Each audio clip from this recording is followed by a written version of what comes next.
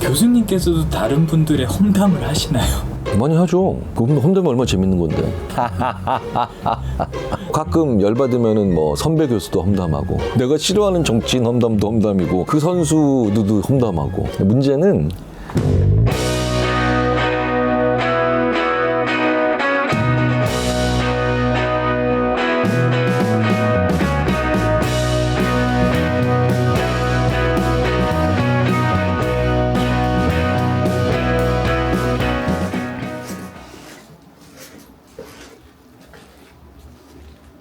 삼프로 TV에서 이 시대 석학분들은 실제로는 어떤 삶을 살고 계신지에 대해서 좀 시리즈물을 제작을 하고 있습니다. 그래서 오늘 첫 번째로 김경현 교수님을 뵈러 왔는데요.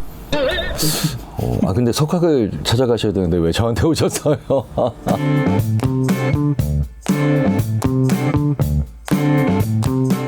교수님 오늘 혹시 네. 일정이 어떻게 되실까요? 6개 대학 인지심리학 전공 교수님들과 함께 온라인 세미나를 해요. 오늘은 이제 광고 쪽 최원준 대표라고 그 팬덤에 관련된 되게 독특한 주제죠. 항상 시간을 넘겨야 될 정도로 질문이, 그러니까 끝을 못 낼 정도로 많이 나오고요. 그다음에 이제 오후에는 이제 실제로 이제 교실에서 하는 대학원 강의를 하죠. 보통 대학원 강의는 3시간 이제 하루에 다 몰아서 하거든요. 근데 이제 그거는 이제 판단과 의사결정에 관련된 진화적인 관점에서 공부하는 그런 과목을 합니다. 오늘은 마침 또 한 학기에 시작할 때 한 번, 그 다음에 끝날 때쯤 한 번 이렇게 이제 그 저녁을 먹거든요. 그때 이제 조금 이제 수다도 좀 떨고 그렇습니다. 그럼 이제 끝나겠네요. 다양한 대학들이 있죠. 다양한 대학에서 인정하시는 분들이 계신데, 그래서 이제 이른바 소비자 광고 쪽 심리학 하시는 분들이 또 계십니다. 최근에 나온 책이죠. 팬덤 파워. 저는 제 지도 학생이 관심 있는 걸 관심 있어 합니다. 어떤 학생은 뭐 아이 트래킹, 뭐 이제 안구 운동 추적 연구하는 거 좋아하겠다. 그러면 이제 열심히 그걸 또 이제 기기를 구하러 다녀요. 네, 요즘은 기기가 좀 싸졌어요. 뇌파 연구하고 싶다는 학생 안 나오길 바라고 있는데.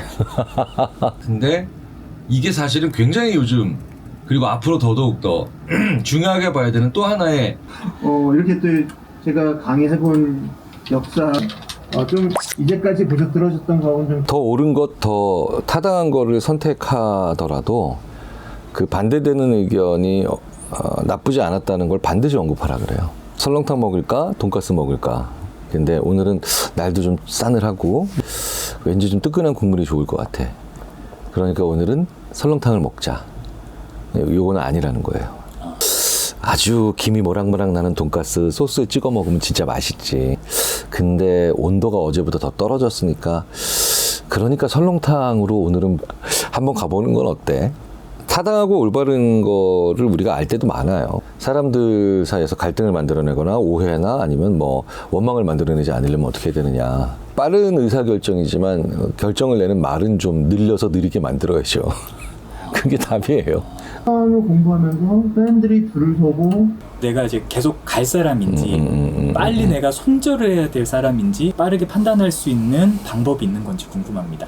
뭐 근데 대부분의 경우는 OX로 하면은 문제가 잘못되더라고요.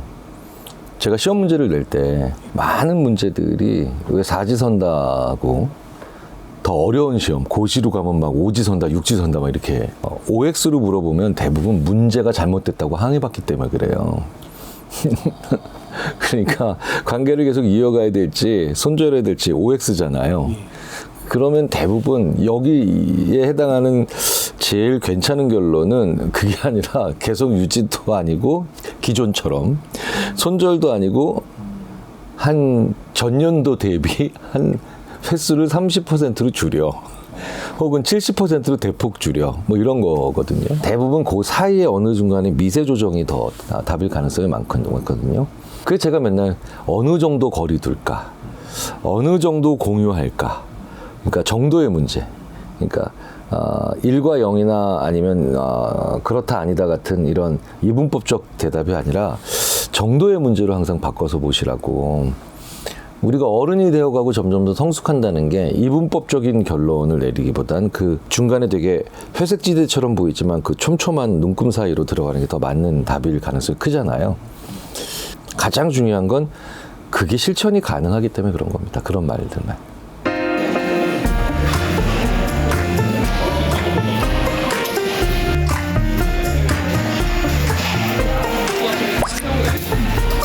그래도 제일 많이 생각하는 건 가족이겠죠. 뭐 근데 중요하지 않은 관계는 없고요. 대학원생들 같은 경우는 되게 재밌게도 재학 중에 오히려 안 돌보더니 졸업하면 돌보네 이 양반이 뭐 이러면서 아무래도 공부할 때는 좀 그냥 하고 싶은 거 하라는 대로 놔두는 편이고요. 사회생활을 해본 친구들은 이제 힘들 때 많이 연락 오죠. 재학 중에 살갑게 지낸다기보다는 졸업하고 난 다음에 좀 기댈 만한 어른으로서 그 관계가 더 조금 더 상대적으로 있는 것 같아요. 말할 수 없는 상태, 행동으로 그렇죠. 좀 더 넓게 그것에 대한 것을 구분해서 보게 만드는 시야를 줬다면 본능에 관련된 생물학자들의 얘기 왜? 라는 걸 제가 느낀 게 바로 그 장면인데 뭐 첫 번째는 당연히 끊임없이 질문 받는 거죠. 중학생 뭐 심지어 초등학생한테도 질문 받고 뭐 큰 기업의 CEO한테도 질문 받고 진짜로 왜 나 되게 방어력 좋은 권투 선수야 라고 생각하고 있었는데 훅 한 방에 뚝 다운되는 것 같은 그런 질문들 많아요. 그래야 뭘 모르는지 알고 또 같은 내용이라도 어떻게 다른 각도로 이해해야 되는 걸 알고요. 근데 이제 두 번째로는 말은 빠르잖아요. 그러니까 느린 게 있어야죠. 그러니까 읽고 써야 돼요. 그러니까 이제 연구자라면 논문을 당연히 써야 되고, 저도 그래서 논문을 쓰지만, 이제 강연을 위해서라면, 남의 논문을 읽고, 내가 뭘 느꼈는가를 써야 되죠. 그럼 이제 스토리 만들기는 좀 어려워요. 하지만, 조금 근거가 정확한 얘기를 해드리기가 쉽죠. 이제 제가 읽고 싶은 논문은 1년에 적게 읽을 때는 한 100개 정도 읽고 많이 읽을 때는 한 200개 가까이 읽어요. 스스로 자부심을 만든다면 책보다 논문은 대단히 읽기가 고통스러운 건 사실이에요. 왜냐면 어디에도 재밌는 문장은 없거든요.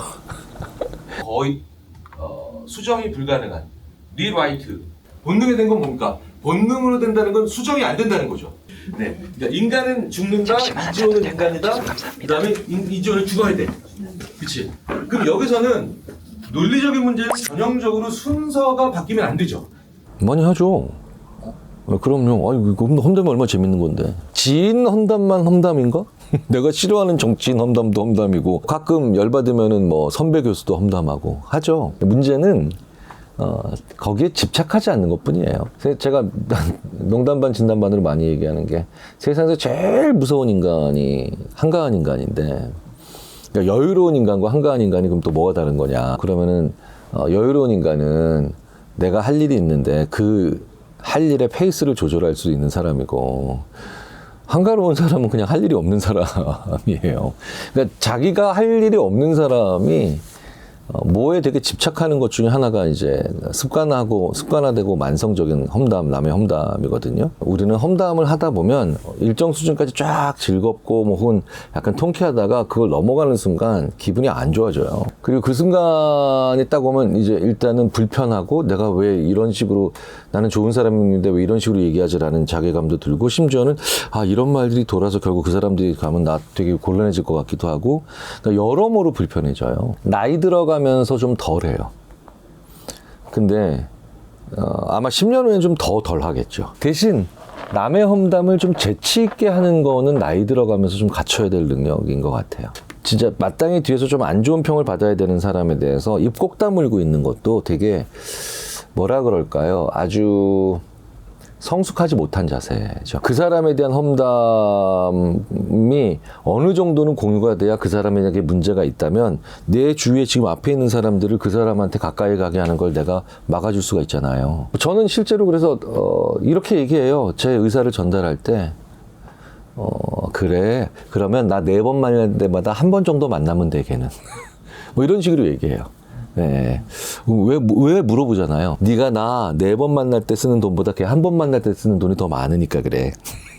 술값 잘 안 내는 친구. 이러면 뭐 위트까지는 아니더라도 약간의 나이 든 사람으로서 조금 할 수 있는 그런 점잖은 경고는 만들어낼 수 있잖아요. 교수님 어디 가세요 이제?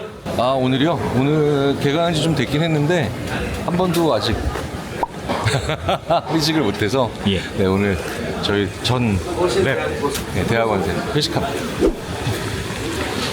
교수님 그런데 요즘 뭐 회식이나 디프리 이런 게 조금 사양되는 분위기라 그러잖아요. 뭐 그런 거 같기도 하고요. 예. 또 너무 좀 그런 자리 없으면 또 많이 요청해요. 그 조르고 막 부르고요. 중요한 건 그거죠. 이제 날짜 같은 거 이런 것도 상의하지 않는 거. 그래서 열심히 상의해요. 심지어 3달 전부터 상의해요. 그러면 뭐 다들 맛있게 먹고요. 네. 중요한 건 나이 먹을수록 입은 닫고 지갑은 열어야 되는데 저는 둘 다 여는 것 같아서 아직은 100점짜리는 아닌 것 같습니다. 시간을 가보겠습니다. 네. 감사합니다. 감사합니다.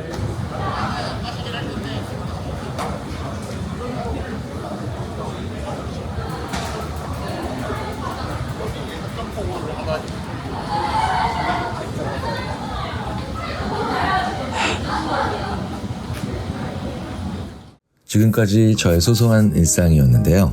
어떠셨나요? 저는 이렇게 학생들과 함께 연구하고 강의하고 한 번씩 방송을 통해 여러분을 만나며 잘 지내고 있었습니다. 오랜만에 대학 풍경을 보니 혹시 그 시절이 좀 그립기도 하셨나요? 제가 이번에 3프로TV의 위즈덤 칼리지에 함께하게 되었는데요.